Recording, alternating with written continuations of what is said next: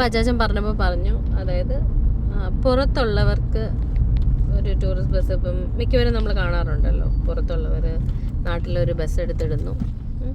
അപ്പോൾ അങ്ങനെ ചെയ്യുന്നതിൽ എന്തെങ്കിലും ലാഭമുണ്ടോ? അല്ല, ഇത് ഈ ബിസിനസിൻ്റെ ഒരു പ്രത്യേകത എന്ന് വെച്ചാൽ ഇതിനകത്ത് നമ്മുടെ ഒരു ഡയറക്റ്റ് ഇൻവോൾവ്മെൻ്റ് ഇല്ലെങ്കിലും ഈ ബിസിനസ് നടന്നു പോകും. അത്യാവശ്യം വിശ്വസ്തരായുള്ള ഒരു ജീവനക്കാരോ അല്ലെങ്കിൽ ഫാമിലിയിലുള്ളവരൊക്കെ ഉണ്ടെങ്കിലും ബിസിനസ് നമുക്ക് നടത്തിക്കൊണ്ടു പോകാം. പിന്നെ ഡയറക്റ്റ് ഇൻവോൾവ്മെൻ്റ് ഇല്ലല്ലോ.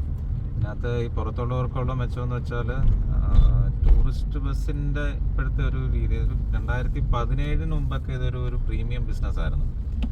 ഇതിപ്പോൾ അത്യാവശ്യം ഒരുപാട് കോമൺ ആയിട്ട് ആളുകൾ ഇതിനകത്ത് വരുന്നുണ്ട്. ഒത്തിരി ബസ്സുകളും ഒത്തിരി ഓണേഴ്സും ഒക്കെ ഉണ്ട്. എല്ലാ വർഷവും എനിക്ക് തോന്നുന്നൊരു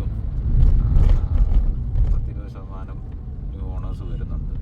കുറേ പേര് സസ്റ്റെയിൻ ചെയ്യുന്നുണ്ട്, കുറേ പേര്. അപ്പോൾ ഇതിൻ്റെ ഗുണം എന്താണെന്ന് വെച്ചാൽ ഒരു അതർ ഇൻകം ഉള്ള ആൾക്ക്, ഇപ്പം ഗൾഫിലോ വിദേശത്തൊക്കെ ജോലിയുള്ളവർക്ക് അവർക്ക് വേറെ ഇൻകം ഉണ്ട്, അല്ലെങ്കിൽ അത്യാവശ്യം ഫിനാൻഷ്യലി മന്ത്ലി ഇൻകം വരുന്നുണ്ട്. അപ്പോൾ അവർക്കൊരു ഇൻവെസ്റ്റ്മെൻ്റ് എന്നുള്ള രീതിയിൽ കൺസിഡർ ചെയ്യാൻ പറ്റിയ ഏറ്റവും നല്ലൊരു ബിസിനസ്സുകളിൽ ഒന്നാണ് ടൂറിസ്റ്റ് ബസ് ബിസിനസ്.